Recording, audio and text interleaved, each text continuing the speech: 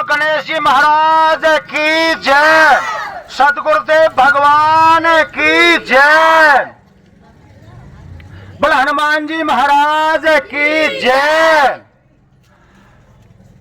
राखो मेरी लाज सभा के बीच, पवन सुत अंजनी के लाला। बोलो मेरी लाज सभा के बीच, पवन सुत अंजनी के लाला। और रखो मेरी लाज सभा के बीच, पवन सुत अंजनी के लाला।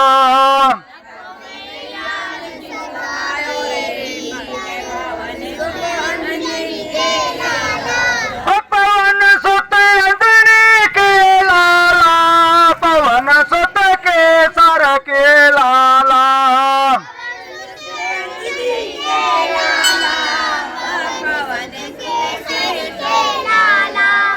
रखो मेरी लाज सभा के बीच, पवन सुत अंजनी के लाला।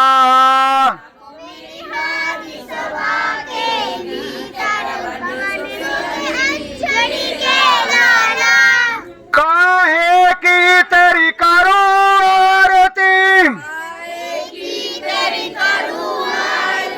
काहे की तेरी करो आरती, काहे की माला पवन सुत अंजनी के लाला। रखो मेरी आज सभा के बीच, पवन सुत पवन सुत अंजनी के लाला, पवन सुत के सर के लाला। रखो मेरी लाज सभा के बीच, पवन सुत अंजनी के लाला। कंचन थाल कपूर आरती, कंचन थाल कपूर आरती, फूलन की माला पवन सुत अंजनी के लाला। रखो मेरी लाज सभा के बीच, पवन सुत अंजनी के लाला, पवन सुत अंजनी के लाला, पवन सुत के सर के लाला। रखो मेरी लाज सभा के बीच, पवन सुत अंजनी के लाला। काहे को तेरा भोग लगाऊं, काहे को तेरा भोग लगाऊं, काहे को चोला पवन सुत अंजनी के लाला।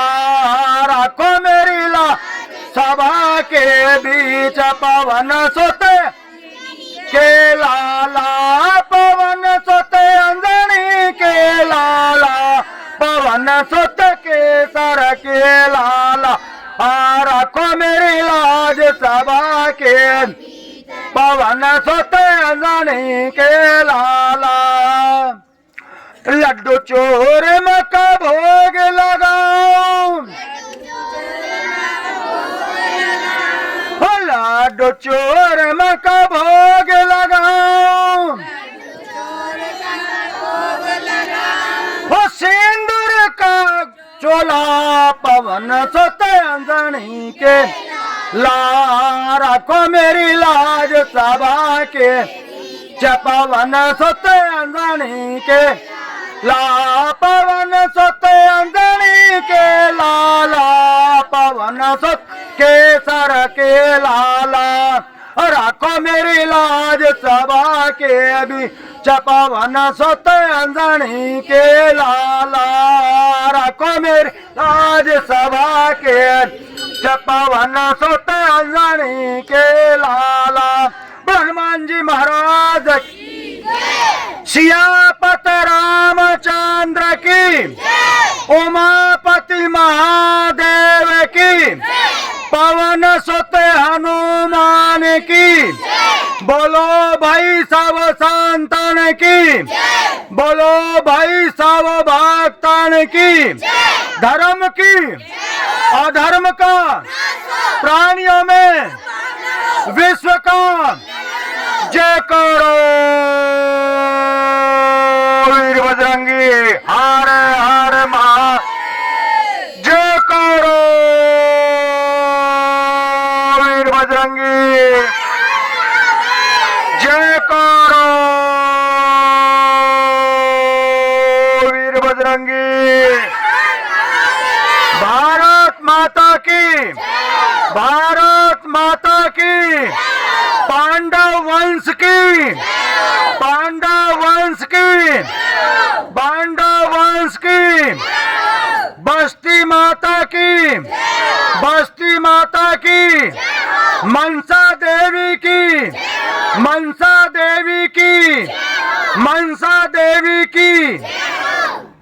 आपका बहुत बहुत धन्यवाद।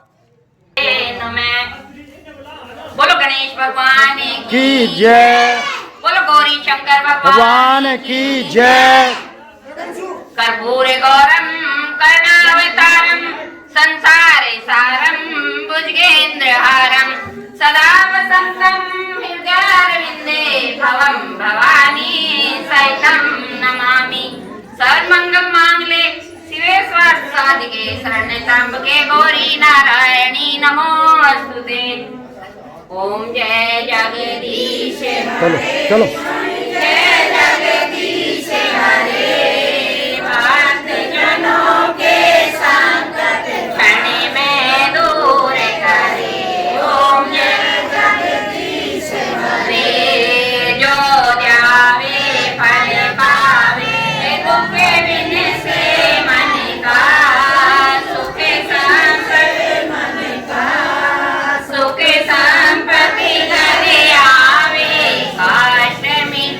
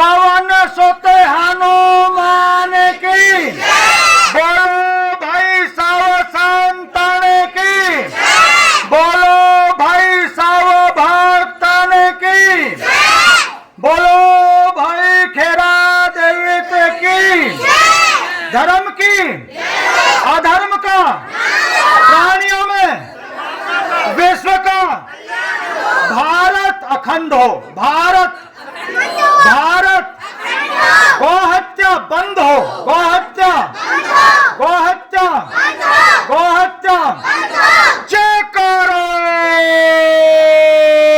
वीर बजरंगी, जय करो वीर बजरंगी, जय करो वीर बजरंगी। आप सबका बहुत धन्यवाद। प्रभात फेरी का समय हो गया है, अभी इंतजार करनी है या आगे प्रोग्राम बढ़ाना है? हमारे पूर्वज कुंतल परिवार के बुजुर्ग, उनको हमारे परम आदरणीय चाचा जी रमेश शास्त्री जी पगड़ी समर्पित करते हुए, और जो हमारे बुजुर्ग 60 साल से ऊपर की उम्र के हैं, वो सब कृपया पगड़ी धारण कर पांडव वंश की मर्यादा को बनाए रखने में मदद करें। आप सब पगड़ी धारण करें। प्रभात फेरी में आप सब पगड़ी के साथ रहेंगे, पगड़ी हटाएंगे नहीं। सामाजिक पटल पर जब भी आप जाएंगे पगड़ी के साथ जाएंगे। आप राजवंशी हैं, आप अपना इतिहास भूल गए हैं, इसलिए मैं 2 शब्द बोलना चाहूंगा। जो गपशप करने लग रही है ना, एक्चुअली हमारी जो माताएं हैं ना, बहन बेटियां माता हैं, इन लोगों का तो पता नहीं गपशप से पेट भरता ही नहीं है। ये लोग तो बस अपनी जो बात आ गई तो आ गई, बस उस पर कभी सुनना चाहिए, बात सुननी चाहिए। ये कुंतल वंश राजवंश है, लोग भूल गए हैं। हम लोग जैसे एक शेर का बच्चा गीदड़ों में रह करके गीदड़ों जैसा व्यवहार करने लगता है, हम लोग राज परिवार के लोग, पांडव वंशी लोग उसी तरह से साधारण लोगों की तरह व्यवहार करने लगे हैं।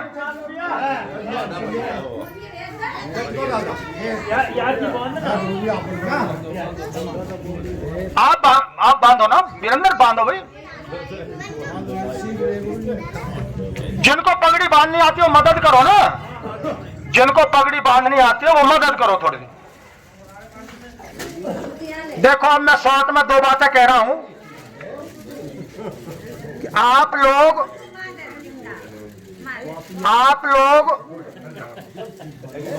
कुंतल परिवार से है, ये राजवंश परिवार है। 1192 तक आपके बुजुर्गों ने उत्तरी भारत के अधिकांश भाग पर, भाई मेरी बात अगर ध्यान से सुनोगे तो मैं कहूंगा, आप लोग तो बहुत बातें करोगे ना तो फिर मैं कुछ कहूंगा ही नहीं, मैं बोलूंगा ही नहीं।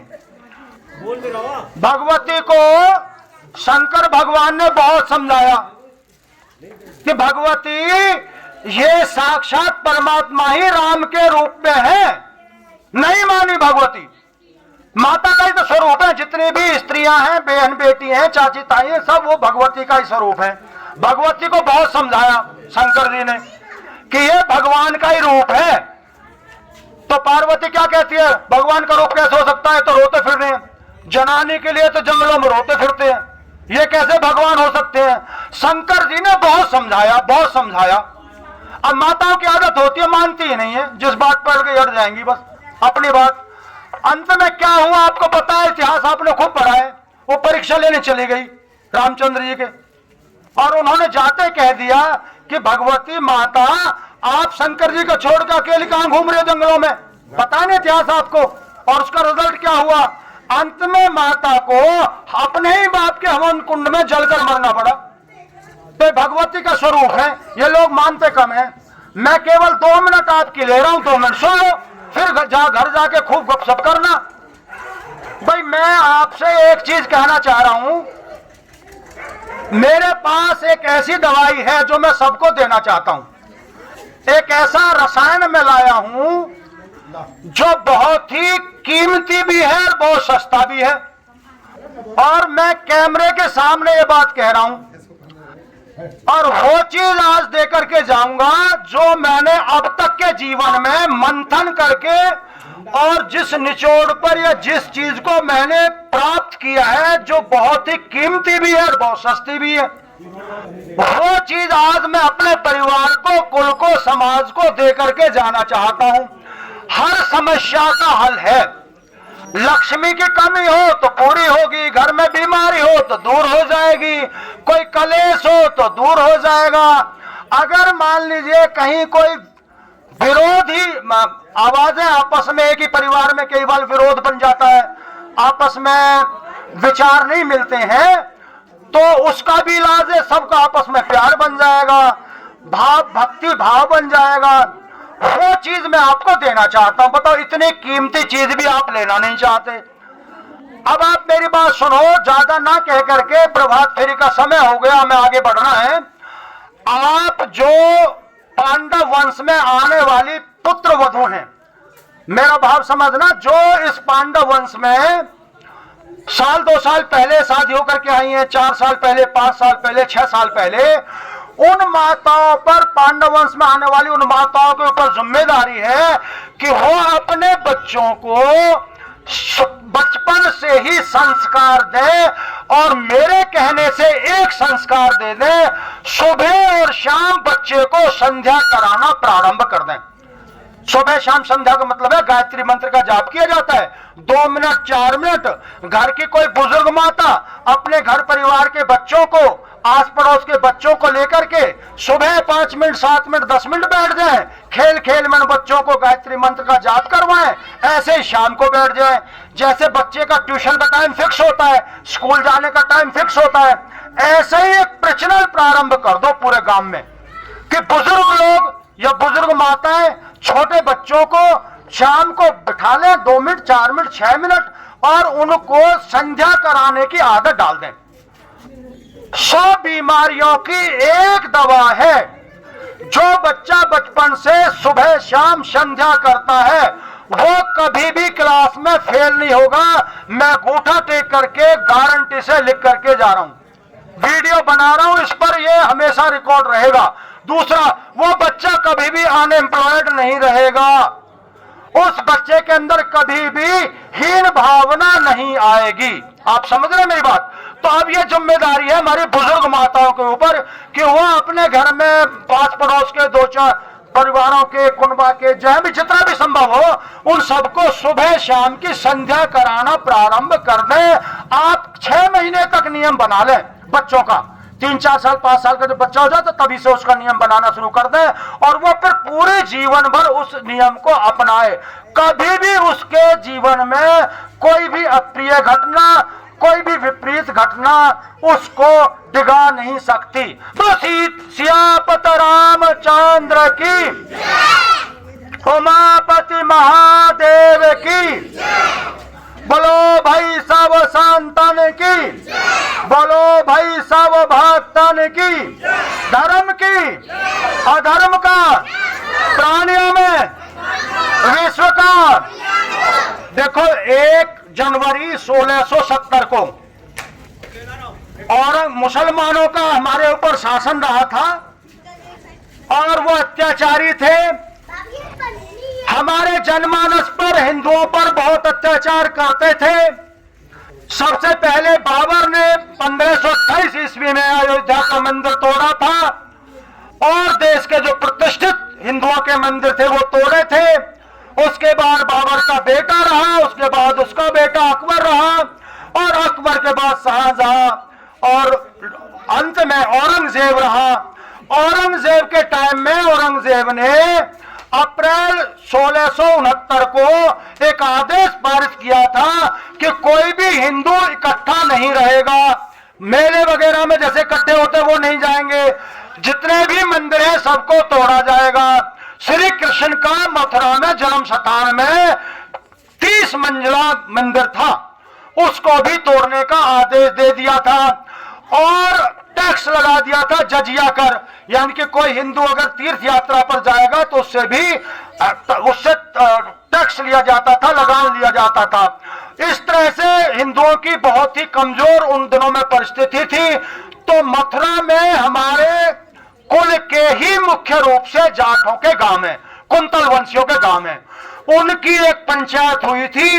गोकुला जाट है, उनको उस सभा का अध्यक्ष बनाया गया था और यह निर्णय लिया गया था कि भाई अब करो या मरो, अब क्या कर सकते हैं।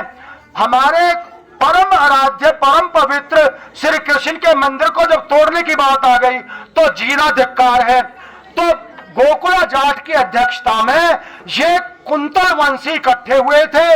इन्होंने हाथों में लाठी डंडे तलवार जो भी चीजें उनके पास थी उन किसानों ने लिए थे। औरंगजेब की सेना के खिलाफ ये लड़े थे। मैं शॉर्ट में बता रहा हूं, लंबा नहीं बता रहा हूं। 5 दिन युद्ध चला था। उधर तोपें थी, उधर बंदूकें थी, उधर ट्रेंड सिपाही उनके थे मुगलों के, और ये सिंपल किसान थे। हमारे बुजुर्ग भी उस समय चेती खेड़ा नाम का एक गांव है जो ब्रज भूमि में है, खुटेला पट्टी के अंदर है, गोवर्धन के पास। हमारे बुजुर्ग भी वहीं पर रहते थे। जब ये युद्ध हुआ 1669 में, तो दिसंबर 1669 में औरंगजेब खुद एक दिल्ली से बड़ी सेना लेकर के, आगरे की बटालियन बुला करके और मुरादाबाद से उन्होंने, रेवाड़ी से, अलग अलग जगह से उन्होंने 2-2.5 लाख सैनिक इस तरह से करके बुलाए। और ये जो जाट सैनिक थे, कुंतल सैनिक थे, वो लगभग 18-20 हजार की संख्या में थे। इन्होंने उनसे युद्ध किया था। उस युद्ध के अंदर जो बुजुर्ग माताएं थी उनको छोटे बच्चों के साथ भेज दिया था पहले ही, क्योंकि परिस्थितियां ऐसी थी, कुछ भी हो सकता है। तो वो गांव छोड़ करके सारे बाहर आ गए थे। बाकी नवयुवतियां, बहन बेटी भी, यानी कि जो जवान थी और जो लोग थे, बच्चे थे, नवयुवक थे, बुजुर्ग थे, सबने युद्ध में भाग लिया था। वो सब मारे गए थे, या तो युद्ध के क्षेत्र में वो शहीद हो गए थे, या फिर उनको लगभग 10-12-15 हजार के करीब बंदी बना करके और उनकी गर्दन काट करके, वो कुआं आज भी है, उस कुएं के अंदर उन लाशों को डाल दिया गया था। गोकुला जाट, उसका ताऊ और 10-20 और जो मुख्य थे, उनको औरंगजेब ने आगरा में कैद करा दिया था। फिर आसपास के गांव में अनाउंसमेंट की गई थी कि भाई जो इनको चौराहे पर काटा जाएगा, तो फव्वारा चौक नाम का एक चौक है आगरा में, आज भी उपस्थित है, कोतवाली, पुरानी कोतवाली के सामने। वहां पर औरंगजेब ने गोकुला जाट को और इन वीरों को कहा था कि तुम लोग इस्लाम स्वीकार कर लो, तुमको छोड़ दिया जाएगा। इन्होंने कहा भी हम इस्लाम स्वीकार नहीं करेंगे, हमें मरना स्वीकार है। तो जल्लाद से कह करके गोकुला जाट का पहले उल्टा हाथ जो है काट दिया गया था, जिससे खून के फव्वारे छूटे थे। फिर दाहिना हाथ काट दिया गया था, फिर गर्दन काट दी गई थी। और उदय सिंह जी जो उनके ताऊ, जो उनके साथ बंदी थे, उनकी खाल को खींचा था जिंदे जिंदे, उसकी खाल को चौराहे पर। चारों तरफ से हजारों की संख्या में हिंदू समाज ये दृश्य देखने गया था, लेकिन हिंदू समाज क्योंकि लाचार था, वो कुछ कर नहीं पा रहा था। तो वहां पर कई लोग बेहोश होकर के गिर पड़े थे, कई माता बहनें बेहोश होकर के दृश्य गिर गई थी। इस तरह से वो बड़ा ही दर्दनाक काम था, लेकिन पूरा भारतवर्ष उन शहीदों को भूल गया है। ये घटना हुई थी 1 जनवरी 1670 को। तो 1 जनवरी 1670 को 18-20 हजार खुटेला सैनिक उस दिन शहीद हुए थे। हमारे लिए ये इतिहास छुपा हुआ है, सरकारों ने कभी इसको पढ़ाया नहीं है। अब हमें अपनी जिम्मेदारी समझकर अपने आने वाली संतानों को इस इतिहास को बताना है। इन्हीं सूरवीरों को जो खप गए, कई तो ऐसे परिवार थे जिनका एक भी बच्चा उस परिवार में नहीं बचा। वो सब आत्माएं आज भी भटक रही हैं। वो सब आशा करते हैं कि हमारे कुल में पैदा होने वाली संतानें हमें सम्मान दे, हमें आदर दे। अब हमारा दायित्व बन जाता है उन शूरवीरों के लिए, उन बलिदानियों के लिए, उन देशभक्तों के लिए साल में कम से कम एक दिन तो हम लोग निकालें। तो उन्हीं योद्धाओं की याद में हम लोग आज प्रभात फेरी निकालेंगे और जो भक्तों श्रद्धा रखते हो वो कल 1 जनवरी को हम लोग खूटेला पट्टी में जाकर के वहां पर उन वीरों को जिनका कत्लेआम हुआ था, जो हमारे बुजुर्ग थे, उनको कल सुबह 6 बजे दूधौला से निकलेंगे अपनी अपनी गाड़ियों में और वहां जाकर के खूटेला पट्टी तक जाएंगे। फिर आगे आगरा में उनकी मूर्तियां बना रखी वहां जाएंगे और उनको श्रद्धांजलि देंगे। उन्हीं वीरों की याद में आज ये प्रभात फेरी का जो आयोजन है वो किया जा रहा है। तो आप लोग ऐसी भावना रखें कि आज हम जो परमात्मा का नाम लेंगे, जो भी पुण्य हम लोग कमाएंगे, वो पुण्य उन सब वीरों तक पहुंचे जिन वीरों का आज कोई नहीं रहा है, जिनको कोई पानी देने वाला नहीं रहा है, जिनको कोई श्राद्ध देने वाला नहीं रहा है। कितने हजारों परिवार, पूरे के पूरे परिवार खप गए, उनको कोई पानी देने वाला नहीं है। हम उन वीरों को, यदि वो कहीं किसी भी रूप में हो, हम उनको कहते हैं, हम उनको वचन देते हैं, हम खूटेला पट्टी के दूधौला गांव के पांडववंशी आपको पानी भी देंगे और आपको हर साल इसी तरह याद करेंगे। तो हर साल हम लोग 30-31 तारीख को प्रभात फेरी निकाला करेंगे और 1 जनवरी को खूटेला पट्टी में जाकर के उन वीरों के नाम उद्योग करेंगे, उनको श्रद्धांजलि देंगे, उनको श्राद्ध देंगे, उनको याद करेंगे और उनके वीर रस को सबके सामने प्रचलित करेंगे, बच्चे बच्चे तक पहुंचाएंगे, ताकि आने वाली जो नस्लें हैं वो भी इस तरह की परिस्थितियों से सबक लें और अपने बुजुर्गों को याद करें। आपका बहुत बहुत धन्यवाद है। अब हम लोग आगे प्रभात फेरी के लिए प्रोग्राम आगे बढ़ाएंगे। तो कहां पर है हमारे शास्त्री जी और वो क्या आदेश है, चलें आगे?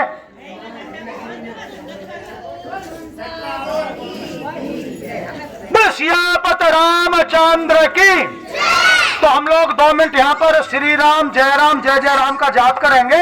अगर देखो, मैं ये चीजें मैं आपको बता के जा रहा हूं, अगर कोई भी समस्या जीवन में आ जाए, कोई भी किसी तरह की समस्या आ जाए, बीमारी आ जाए, धन की समस्या आ जाए, झगड़ा हो जाए, कोई और कहानी हो जाए, तो आप लोग थोड़ा संकल्प लेकर के ना, विजय मंत्र है श्री राम जय राम। आप 10-20 मिनट बैठ करके प्रतिदिन सुबह शाम श्री राम जय राम ऐसा जाप कर रहे हैं। आप महीना 20 दिन करें, उस समस्या का कोई उनको समाधान निकल जाएगा, वो हल हो जाएगा। तो हम लोग विजय मंत्र का जाप करेंगे। एक बार सब आगे आ जाए। ट्रैक्टर आ रहा है, ट्रैक्टर को रास्ता दे दे। श्री राम जय राम जय राम।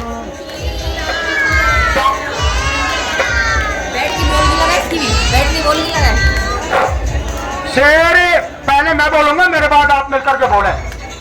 श्री राम जय राम जय राम।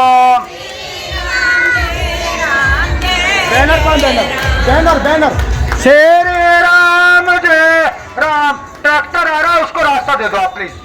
ट्रैक्टर आ रहा, रास्ता छोड़ दो, आप आगे बढ़ जाए, मंदिर की तरफ बढ़ जाए, उनको जाने दें। श्री राम जय